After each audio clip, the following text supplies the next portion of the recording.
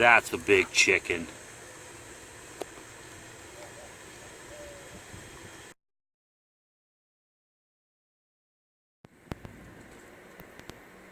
Hey everybody, we're out here. We're in my garden, and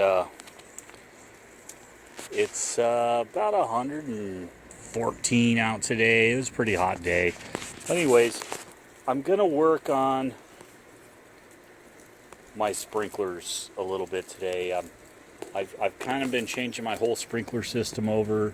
I'm moving from poly tube more to a hardline tube and a different emitter just because it's easier. And I just wanted to show you the beginning of this. You see, this is my, I don't know if you can see it, but it goes all the way back here. It's my center island garden. It's kind of just in the middle of my garden. And I've got a piece of PVC in here right now. And let's see if I can find, let's see. The garden looks really good, actually, by the way. The parts of it that have made it through the summer are pretty darn happy. Here we go. Here it is, right here.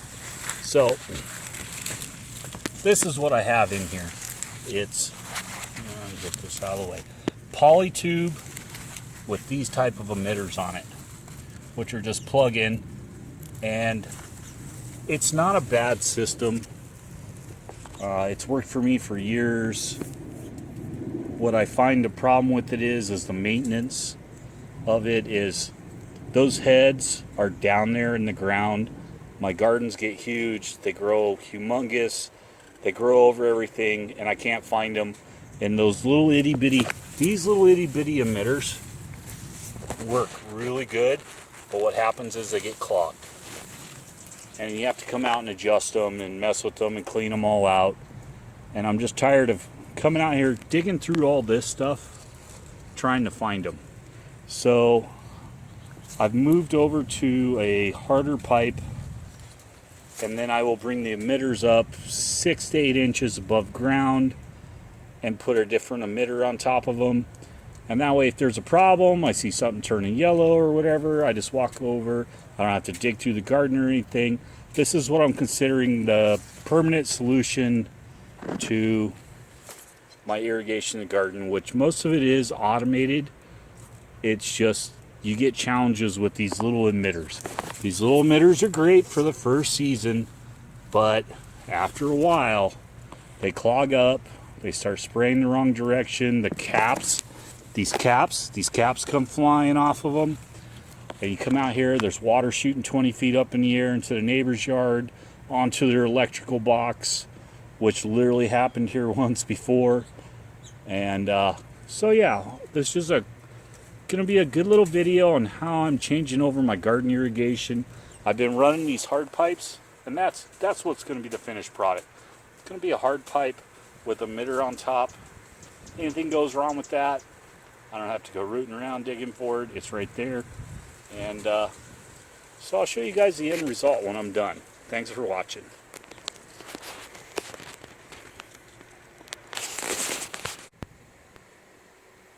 Alright, so we're back. I finished this garden irrigation off a couple days ago. I just haven't been out to video it yet. You notice there's a few less plants in here. That's kind of the sacrifices of putting irrigation in while we're growing some stuff. But I'm real happy in how this turned out. Just a real quick, this was the old poly line that fed the other poly line, the emitter system, and I just cut it off right here. I bought one of these adapters, and pretty much it adapts from 1/2 inch PVC to poly line. And the poly, this is just the feed line now. All this does is feed this, which goes all the way down there. I came back in, I put these risers on. Always good to put the risers on because these things are meant to break. If the dog runs through here, hits it real hard, boom, it breaks the riser. You cut a piece off, you unscrew it, you screw it back in. It's a piece of cake. I always do that. And then I have these emitters. These are stream emitters. I'm not sure if I like them yet. I've been running them for a few days. It looks like everything's getting pretty wet, so it looks good. And if you look, let's just go back in here. This garden bed pretty much ended right here, and I've taken it out here. It's pretty much another 4 feet longer. These things are just growing out of control. I got to get in here and trim some stuff back. But yeah, that's the finished product. It needs a little cleaning out. I got a lot of the Bermuda grass out of it. I need to get some more of this stuff out of here. And this was pretty much the original size of the bed, and now we've added all this. So this is going to be a really good bed coming up soon, and that's something I wanted to talk about as we go over here.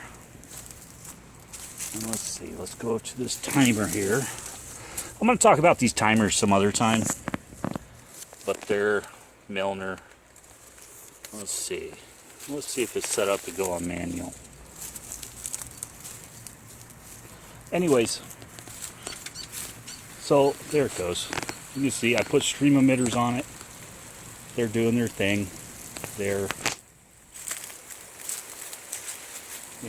We're going to get, and actually there's a path over there, but that garden bed over there is pretty much grown into it. And yeah, it's pretty cool. There's some beans I got to harvest out here and stuff. But my last little point on this whole deal is automated watering. You know, when I first started this garden, and you can see it goes all over the place back here. I hand watered this thing. Hand watered this whole garden. And I would come out here in the middle of summer when it was 115 out with a garden hose and a sprayer, and it would take me 2 hours to water it. And I did enjoy it, but it was a lot of work, especially when you get into the summer here where it turns into daily or every other day watering. You can see these beans are just going crazy in here. I got to cut these sunflowers down. And so I've changed a lot of my stuff over to automated watering. Not everything's automated watering. And the automated watering has some drawbacks. And there's one of the reasons there. Those beans all need to be picked right there. I need to get on stuff like that. The automated watering makes your garden much more successful, but you can't observe everything that's going on in your garden. You work an extra day, you have a long day, stuff like that. You come home, you're like, I don't want to go mess with the garden. You sit back and have a cold one, and you're going to end up with some oddball things that you didn't see coming, where if you go out and hand water it, it's you're pretty much on top of everything, and you are dialed into your garden. But I feel pretty dialed into this garden, and I don't have to come out here and run around with a garden hose for 2 hours every day. So that's the drawbacks. Got some Bermuda to pull out of here. So if you have a small garden, I would say go ahead, go with the hand watering. You start getting the larger gardens. This space here is approximately 50 feet by 25 feet, I believe. And I'm going to say 80% of it is planted with stuff we're growing for food. It gets really hard. It also gets really hard when these beds, you see how they get overgrown? Okay, you got to figure out how to walk back there and hose down the right plant, and you're dragging a hose across everything. So I'm a huge fan of automated watering. You just need to get out here and check out your garden once in a while. Sometimes you can set these things up where you don't have to mess with them for a long time. In the beginning of these videos, I did a bunch of videos, and what ended up happening is it got hot out, it got nasty out, and now I'm not doing so many videos because more or less what we're doing is we're maintaining the garden here. There's nothing really new going in except for that pumpkin patch back in there and some new irrigation. This is all polytubing irrigation back through here too. I'm going to pull that stuff out and put the emitters on it. And yeah, so for your money, This is the best setup. I also have to say I've tried every type of watering there is. Polyhose, in-ground, above ground, drip emitters, in-line, in polyhose. You name it, I've done it all. Those things all have their drawbacks. And eventually I've come to this system where you get a piece of PVC, you put an emitter where you want it, and you let it go. And these are the best maintenance-free systems. There's always going to be something to do with them.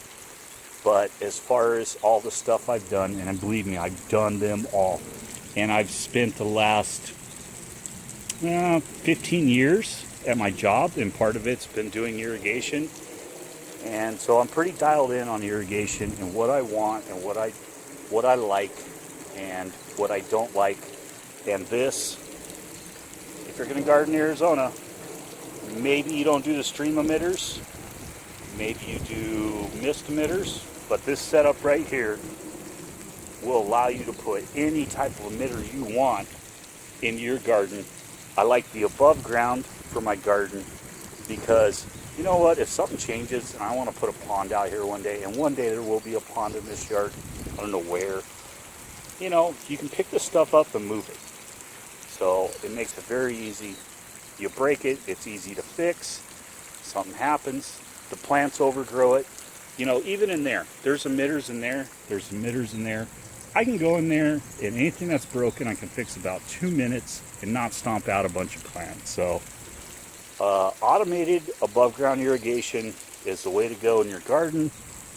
I'm sure there's other people who say other things, but this has always worked well for me and I like it. So thanks for watching. There'll be some more irrigation videos coming along soon. I'm going to do the timers that I use and stuff like that. Really easy stuff to really hook yourself up and get going. So keep watching, and thanks for watching. This has been Aaron from Booyah Farms.